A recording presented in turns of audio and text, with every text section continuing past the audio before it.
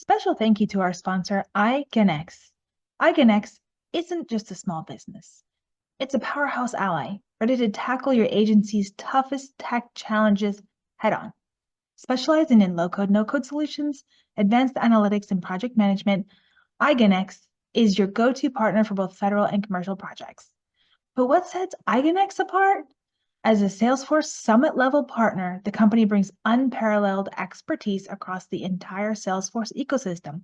From MuleSoft and Einstein and Tableau, the expert teams at iGenX don't just build solutions, they engineer them, crafting robust data pipelines and creating stunning visualizations that drive real results. At iGenX, success isn't just a goal, it's a promise. The team is dedicated to delivering measurable benefits that transform your operations. Ready to partner with iGenX?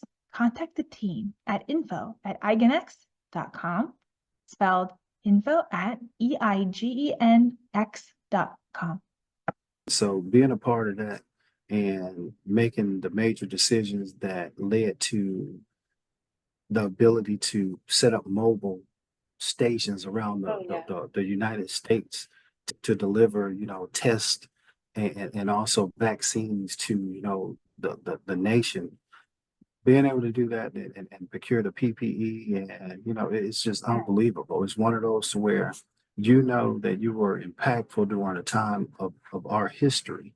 So Right. it wasn't just during the time of my professional career. It was a major moment in history for us here in America.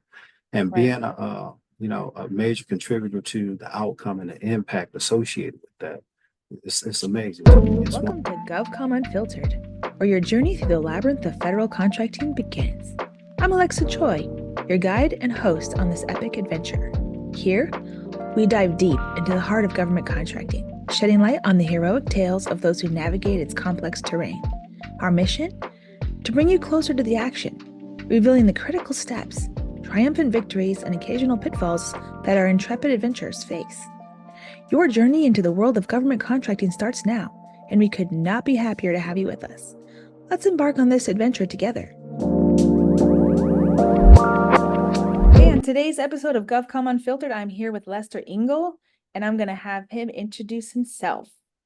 How you doing, Miss Alexa? Lester Ingol, assistant administrator with the Resilience Office of Business Management over in FEMA. And so been here for a good period of time, not in this June job that I'm in. I didn't start this job until August, but I've been the Deputy Chief Procurement Officer for FEMA for almost 5 years. But I've worked here within different areas of leadership in the acquisition office, contracting, and different things like that since 2008.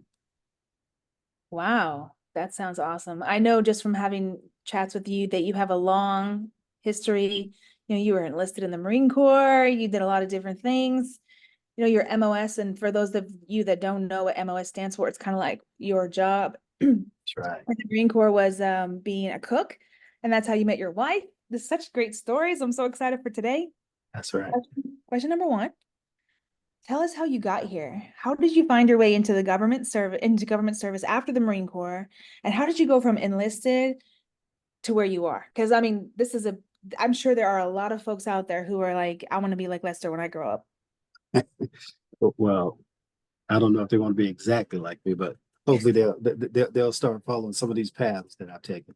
So Alexa, so the good thing is, well, first of all, good question. Tell us how, about me and how did I get here? What was my journey, basically? So, I'm from Indiana, Fort Wayne, Indiana. My folks are from Alabama. Used to go to Alabama every summer. Spent all summers in Leeds, Alabama, about 7 miles south of Birmingham, Alabama. So that's my southern accent that you get there. Everybody asks, are you from down south? I'm like, no, ma'am, or no, sir. I'm from Indiana. But the bigger thing is, and grew up in a household of 8. It was 8 of us, 2-bedroom house in Fort Wayne, Indiana. My grandparents raised the majority of us, and not because our parents weren't there, but parents had us at a young age. And so because of that, we lived with my grandmother, grandfather, and some of us stayed with my grandmother, grandfather instead of moving on with our parents once they got married. But, so eight kids in a 2-bedroom house. So you can imagine how many beds were in one room and one of those deals. So you grow up fast, one bathroom. and all that good stuff. So, you grew up fast. And, one good thing about it, it created a competitive environment for me.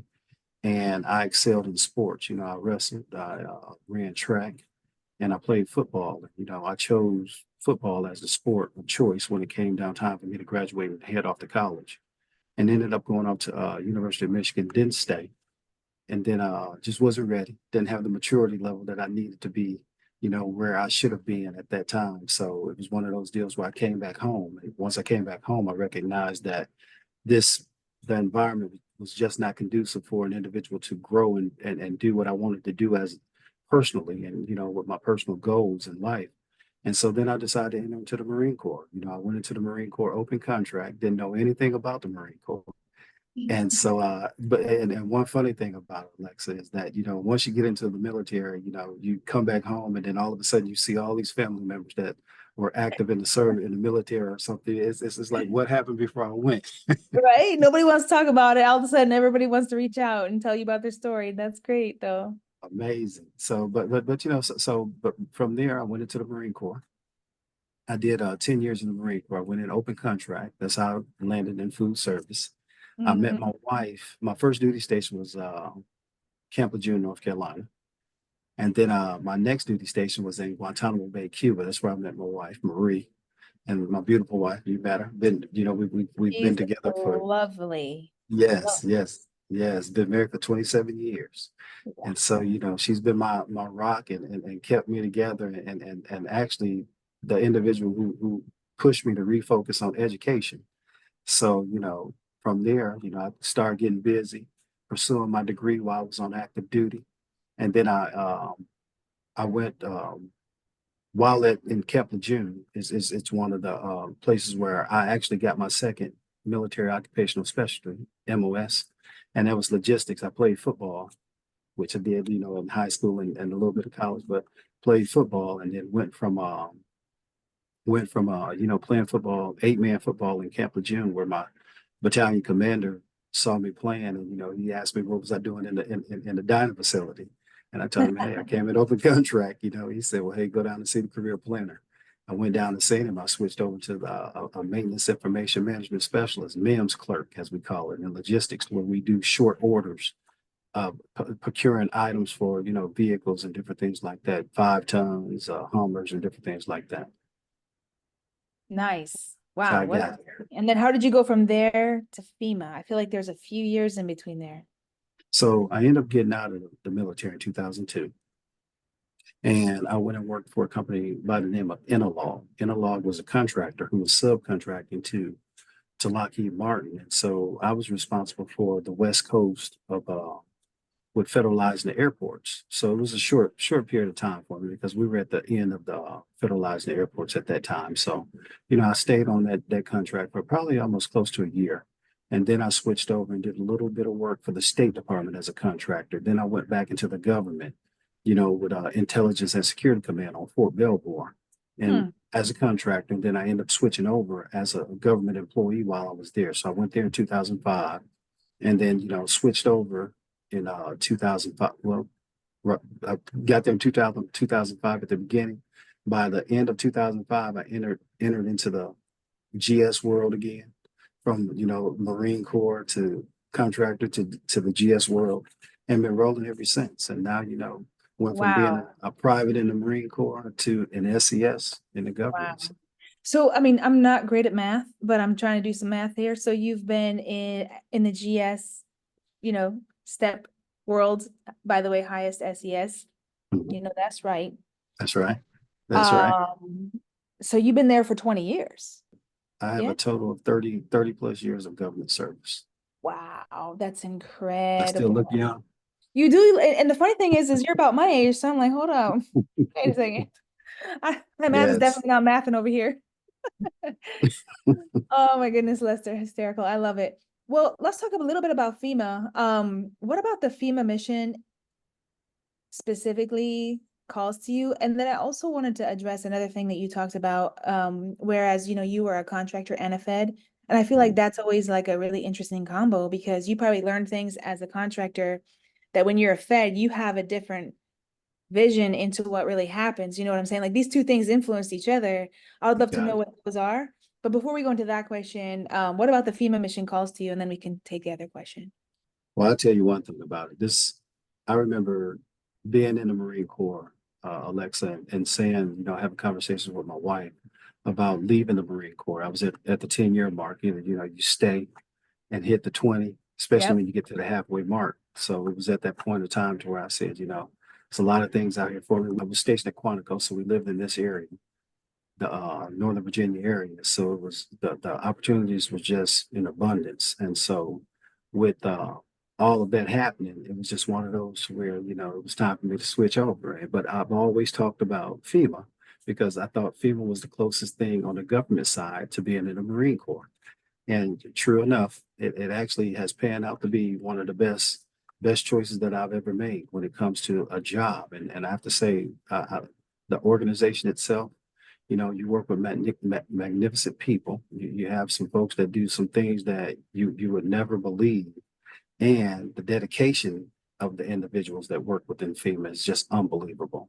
And then the other bigger thing is the leadership itself, and I know I'm at the senior executive ranks, but the bigger thing is when you're administrator on down, carry the torch and show by example, what we do and what we live for within this organization, and that's taking care of the U.S. citizens and preparing them for disasters, helping them respond after disasters, and helping them recover after disasters. And then we have the U.S. Fire Administration here as well. So it's one of these.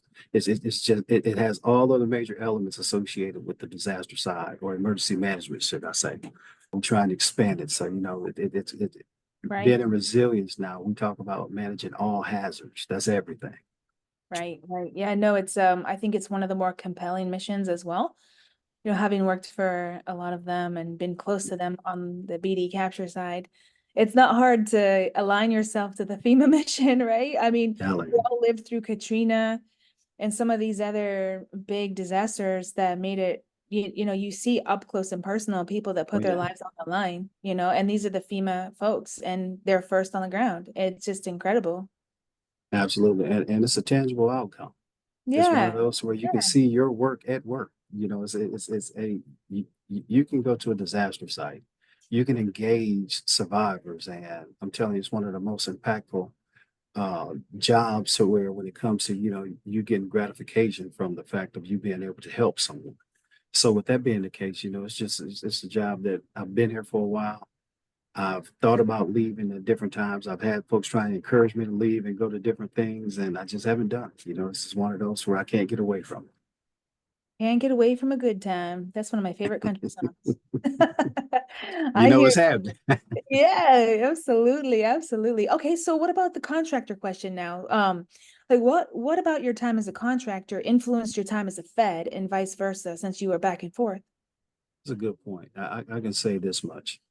Even in this environment today, when I was the deputy chief procurement officer for FEMA, Right. and even during that time, having contractors in our environment, I never treat contractors like outsiders. I've been in DOD to where I've seen contractors be treated as if they like they were, some of those folks trying to cross the border and we wanted to push them back or something. So it was Right. just totally adverse. And Right. it was one of those deals that I've always said that, because I have been on the other side and I have experienced, trying to make sure that we take care of the government, our business partners from the Right. contractual perspective, and try and create an environment that's all inclusive to where, we try to form the environment as of being one. And so from that, learning that and learning how much contractors actually dedicate towards trying to deliver top-notch service to the government, is one of those notions that I've always taken with me to a point to where even when I switched over, I still have the same traits. It's one of those where I make sure that contractors know that we're business partners and we value you. And in order for me to be successful on this government side, I need you to come to the table at full strength and ready to deliver. And and we're gonna build that love, trust, and respect for each other from a Right. perspective of managing business to where we can deliver the mission and meet and make things happen. So in my career, I spent probably 15 years as a contractor. And, I worked for only two companies. I worked for an app dev company and I worked for Metaphase Consulting, which of course was All right. a little bit more on the management consulting side. And it's funny that you say that because I've talked to hundreds and hundreds of feds. I've got a lot of Fed friends. And the best outcomes happen when, on the government side, somebody views it as a partnership with Mhm. contracting side, not as like, oh, you're my customer, you're my, you're my this, you're my that. But no, we're in this together and we succeed together. And I feel like that's what you're saying. Absolutely. Absolutely. And Alexa, first off, Metaphase, I know Fred Costa, good person. Yeah. So, but the other deal is like you're saying, it's one of those where being in the government this period of time, I've seen so many things happen. It's crazy. I've seen the government personnel destroy contractors, Yeah. small and large businesses, but large businesses they're much more resilient, excuse me, because they have more, capital and capabilities to do more and bounce back than a small business can. So I've seen it. I've seen them get crushed. And, I've helped a lot of small businesses stand back up and be successful through multiple, actions, invoicing, not receiving payment. We've had things where cores not wanting to approve invoices and it goes Oh, on for wow. months. And the small businesses are afraid to bring it to the contracting officer's attention or any leadership within a acquisition organization's attention because they don't want to create, any consternation or any bad relationships between them and their customer.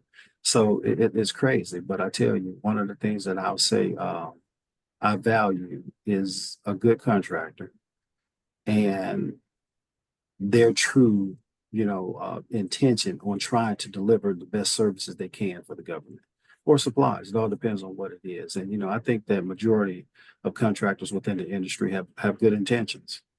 Right. Right. Yeah. Well, I appreciate that. We do try our best and we try really hard. I always say, we're all taxpayers. So Right. we should all be in Right. service to, Right. the federal government. Right. Absolutely. Okay, perfect. I had another question. I think this is a really good one, especially during today's climate where everybody wants to talk about AI because, it's like the new hashtag buzzword. How do you balance the need for innovative tech solutions with budget constraints at FEMA? Oh man. The crazy thing about it, Alex, is this here past budget that was passed, it's created a total austere environment for us. I know. And, making adjustments is, majority of the time those adjustments are made at either cutting programs or cutting people. Right. We try not to cut people. So, more than likely there are programs that are going to be cut. And, part of the planning, the PPB and E process, it's just one of those where it can feel notorious, but, you have to make some serious decisions and you have to make sure that you keep your team apprised of what's happening. And I say team, meaning our whole entire organization apprised of what's happening so that they don't have any angst or any fears associated with them delivering a mission. But I can say this much when it comes to innovation, it never stops, Right. and adopting innovative technology during austere budget environments. I think the best thing that we can do as a government entity is to make sure we stay engaged with our business partners, contractors, the industry, and constantly allow them to come up with solutions for us. You'd be Right. surprised how many, how great these contractors are. You can ask, they'll deliver white papers or whatever you need to come up Yeah. with solutions in order to help you make decisions when it comes to you managing a tight budget and still meet mission. So it's one of those where you may lose a little bit on the technology, innovative technology side, but ultimately you still can be, aggressive at trying to deliver mission from a continuous perspective and improving through technology. You may not get the best in abundance, but you'll get enough in order to be successful. So then you have to start getting it in chunks Right. instead of, constantly just procuring all of it at once. And Right. so you have to change your approach. You may have to go to a phase type approach of procuring technology. So it's a lot of changes that need to take place. But I Right. think that one of the biggest things that we can do as a government entity is make sure that we value and involve those contractors that do this on a daily basis. You know, they have multiple customers. They have given advice to numerous levels of individuals. You know, it's one of those to where C-suite on that. So you all in the industry have a capability that we should never deny or try and diminish, and we should Right. take advantage of it. Yeah, that's a great answer. I guess it kind of sparked another question that's not on my list. Sorry in advance. Um, with the rise of AI assisted tools, and G2X just purchased one, and we're really, encouraging folks not to use it as an end all be all, like go from zero to, gold team with like press of a button. That's never the intention, right? It's more like help us, help you get to pink so you could be better prepared for red so you can take your proposal from red to gold, right? That's a good analogy you just gave. That's real good.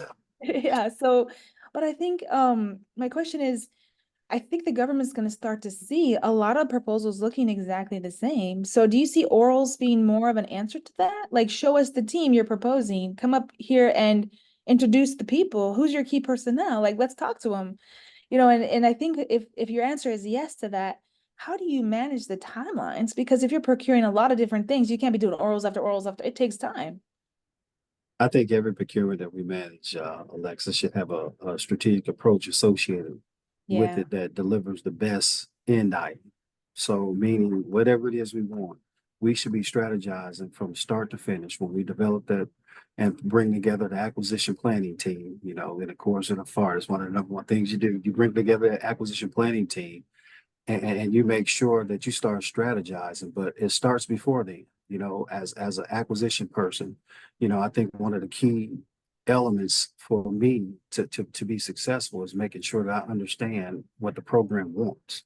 Right. Making sure I understand what it is that we want delivered. What do we want to procure? So with that being the case, we talk about orals. Oral's been around for a while, as Oh, long yeah. as I know, of anything within the FAR and executing acquisitions. So you know how that is.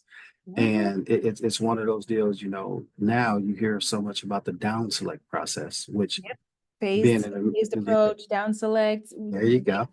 Recommended that you don't proceed, but you can go ahead and do it if you want to spend the money. At your own risk. At your own risk. Yeah, those are the At your own contracting risk. terms. At your own risk. Yeah. But the bigger thing is it's been around forever. Now the bigger users of it used to be the Air Force. And Right. I know that for a fact, because being engaging with peers that are in the Air Force and, they still use that, they were using it big time. And then, when Soraya Carrera was over at DHS, she created the innovative, the PIL, the Procurement Innovation Lab. Yep. And, they worked with the Arizona State University and they came up with some, some real strategic approaches to managing that. And so it has helped us here at DHS and all of its components. The PIL has, and it's been beneficial. So we thanks to Riot for that. But the down select process, which include oral presentations, Right.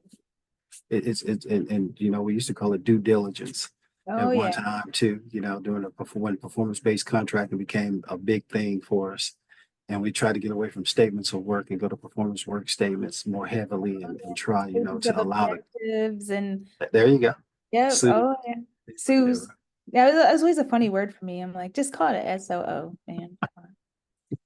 I'm with you.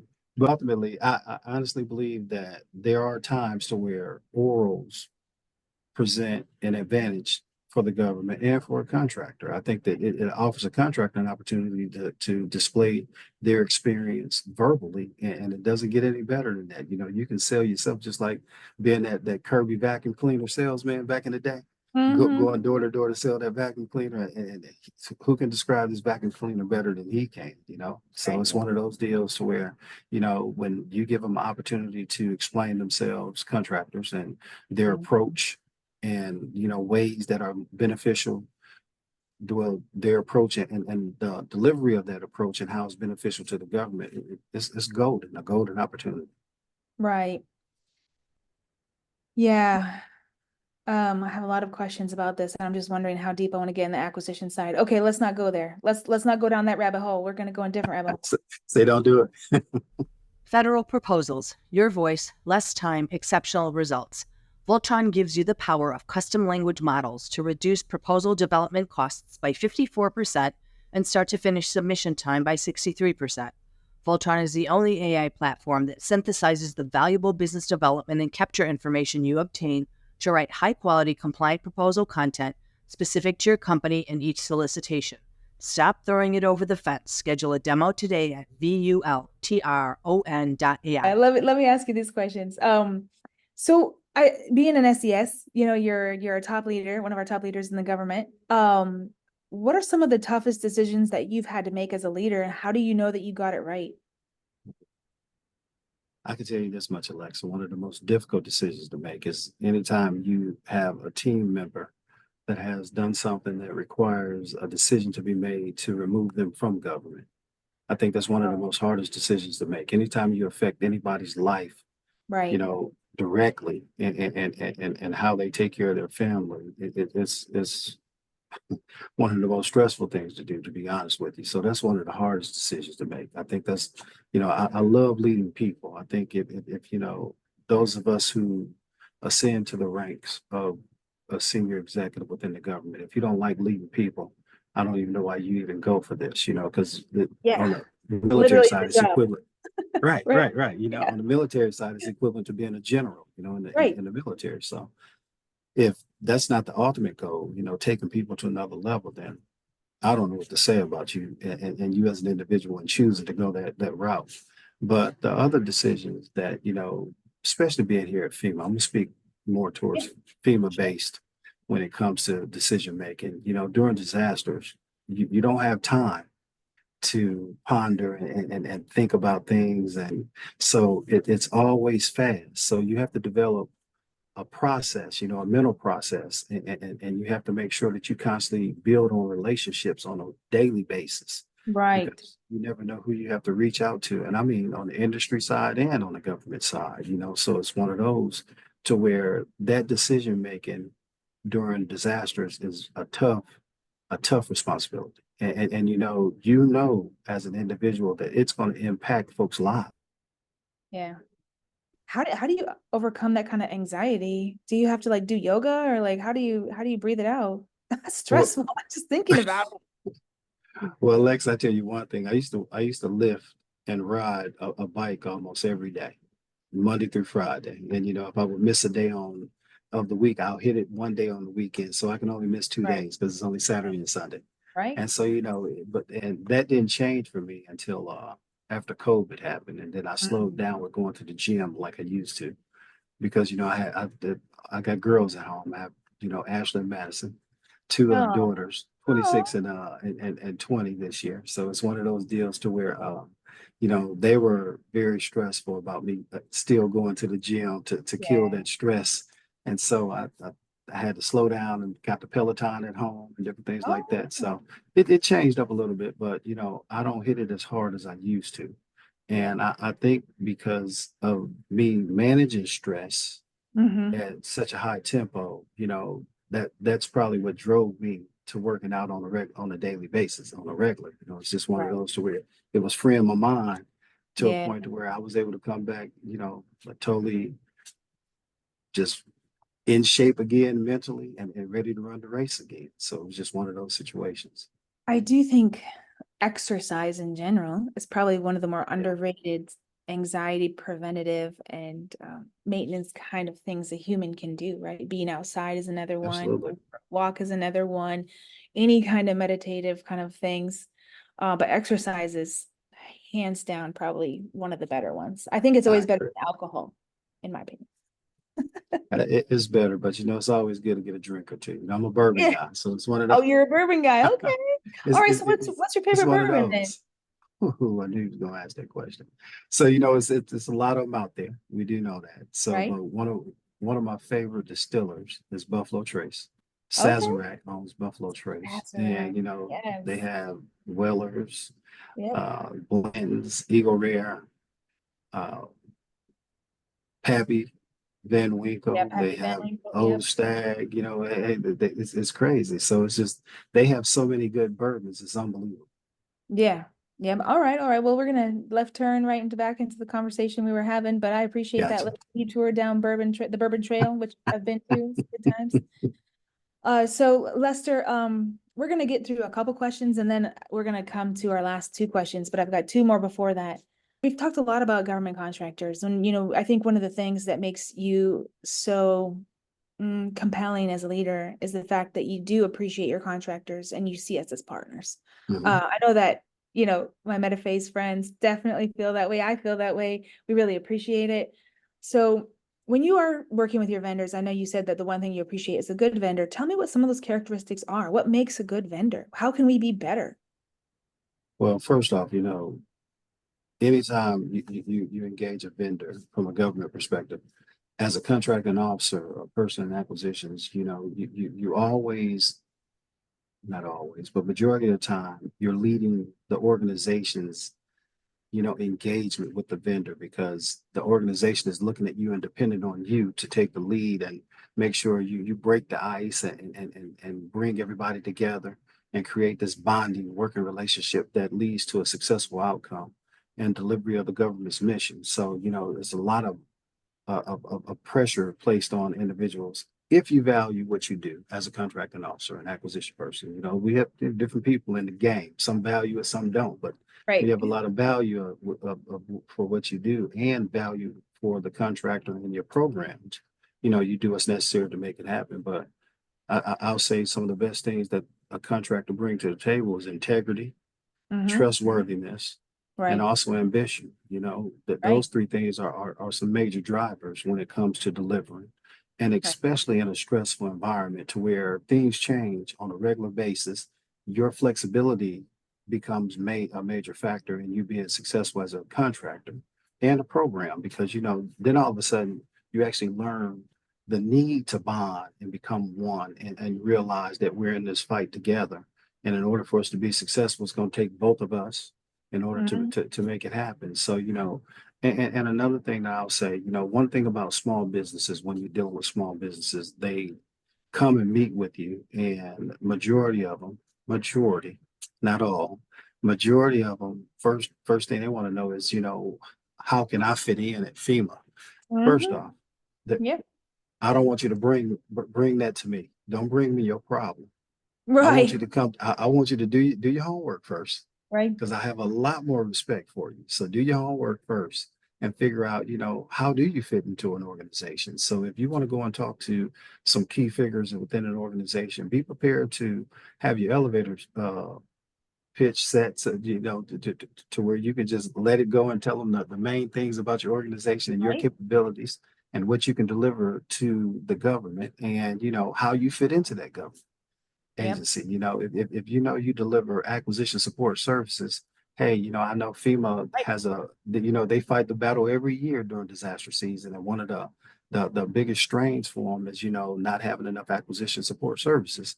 So I know that we can do this. I have individuals Right. who are skilled at delivering, during disaster contingency type contracting, officers and different things like that. So you need to be able to show them how you fit in, and then the welcoming is much more different than it is for an individual who come to me with their hand out asking, Yeah. hey, tell me, how do I fit in? If I need to do your job for you, I need to switch over from the government and go sit in that seat that you sit in Right. as managing your business. Well, it's funny that you mentioned that, Lester. A couple of my own pet peeves are I also come from a research background, subject matter expert on the research market intelligence side of the house. So anytime I hear a contractor lead with their set aside status, or go to talk to a customer without knowing the mission or being aligned to the mission and having the whole thing figured out where they play in there, or if they Right. happen to be at a procurement conference and they ask who the incumbent is, I will lose my ever living shit, because it is our job not to waste your time. Right. Right? So it drives me bananas. And I do try to do my part, out there trying to educate folks, and let them know if they're new to the game, how to kind of get their ducks in a row so that Absolutely. doesn't happen. But it is a full-time job in that education piece, I tell you, Lester. And it never ends, does it? No. Well, I tell you this, from a government perspective, I appreciate you. And I'm glad that you're doing it. You know, I think we need many more of you out there educating them and bringing them up to speed so that they'll understand, you know, you deliver value by understanding your Right. potential customer and the potential environment that you want to enter into business wise. Right. Yeah. Yep. No, I definitely agree with you. I'm glad we're aligned on that one. Okay. Last question from before we jump into the last two questions I ask everybody. Gotcha. But I feel like this is my favorite question of the ones we've been through so far. So since you've done, 30 something years, no big deal, government, SES, all that. What do you consider to be the highlight of your, amazing career? What has been like the bright spot for you? Well, first off, I have to say this first to be honest with you, Alexa. I think one of my biggest promoters and cheerleaders have been my wife. And, you know, she's a foundational rock that constantly keep me on my game. And it's just one of those to where, you know, when you got two competitive individuals that live with each other, it's a whole different world. Oh, So yeah. it's one of those, hey, to where Marie makes me earn my money. So, you know, when it comes to us, so I'll say that, you know, to start this off. But the bigger thing is when the Vice President Pence came over to FEMA headquarters.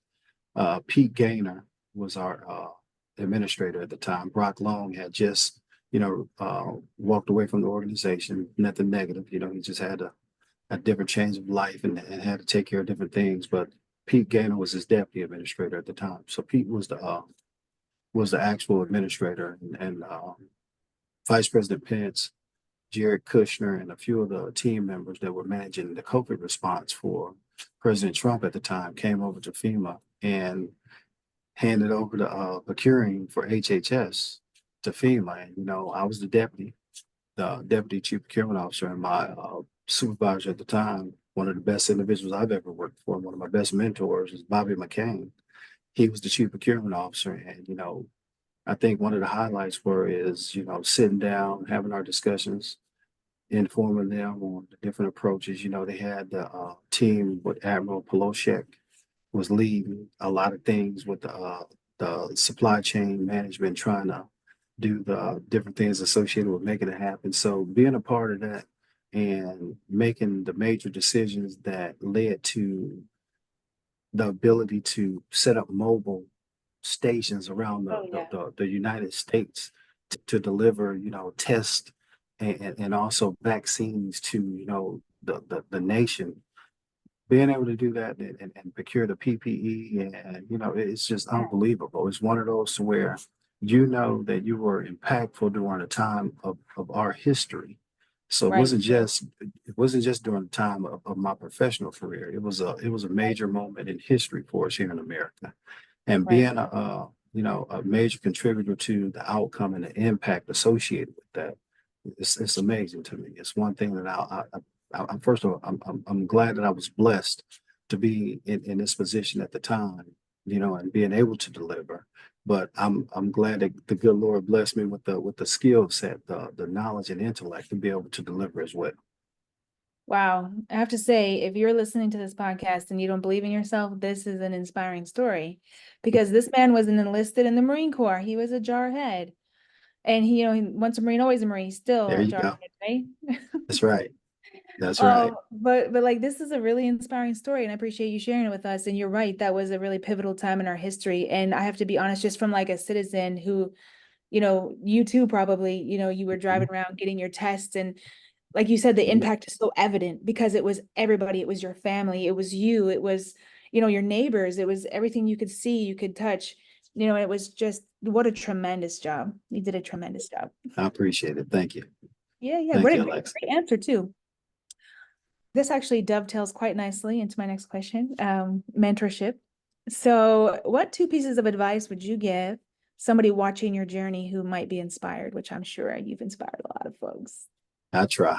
So I tell you this, Alexa, one thing that I've always have done that I'm sure a lot of people, when they hear it, they may be like, oh, okay, that makes sense. So I've always had something that I call a silent coach. So I don't come to you and ask you to be my mentor or an executive coach or anything. I'm paying attention to you. You know, I'm watching things that you do. I'm watching how you interact, how you conduct business. what drew me to Bobby McCain, you know, is how diligent he was and how, you know, his intellect that he displayed during times of controversy never changed his tone. He's one of those that stay focused and Stay even when calm. we're sitting that's right. Even when we were sitting in front of Honorable Benny Thompson and he was, you know, putting it on us because, you know, he didn't feel that we were doing things the right way, you know. So it's just one of those, you know, I recognized an individual that stayed poised and handled business. So me having silent coaches and paying attention to individuals and following them and learning from, you know, their pros and cons, their mistakes and strengths and weaknesses, it gave me myself, you know, I learned and grew from that. So it was just one of those situations where I encourage other individuals to pay attention to people, you know, and try and make sure you look at the good elements and the bad elements associated with those individuals and try and, you know, use it to your advantage. And then the other thing I would say is don't hesitate to talk to anybody. You know, we talk about silent coaches, but don't hesitate to be verbal and vocal. You know, sometimes you have to engage people just to learn who they are. Where did they come from? Right. How did you get to where you are? You know, is it, or do you have any pointers that you can give me to help me along my journey and make sure that I don't stumble and fall in some of the areas that you stumbled and fall in and fell in and can I grow from that? So, you know, those are the two main pieces of advice that I would give to anybody.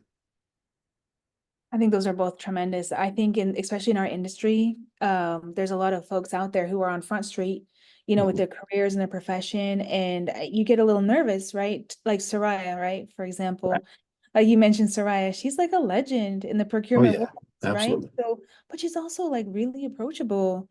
So if you know, went and asked her a question, if you talked to her, she would absolutely. And I just interviewed also a couple weeks ago, I interviewed Mark Schwartz, who Okay, was the former CIO of USCIS, and he really was a move fast, break things kind of guy, and he disrupted the game, you know, and I really appreciated that about him. And I was nervous reaching out to him, like, oh, he's so big wig, multi-published author, he's not going to respond to me, but he right, did. And then he sat down with me, you know, and so I feel like you're encouraging folks to like, no, make the call, make the reach out on LinkedIn, absolutely. you know, but you know, don't like we talked about before, don't do it with your hand out, but you know, do it from like an engaged, interested, There you go. curious mind frame, right?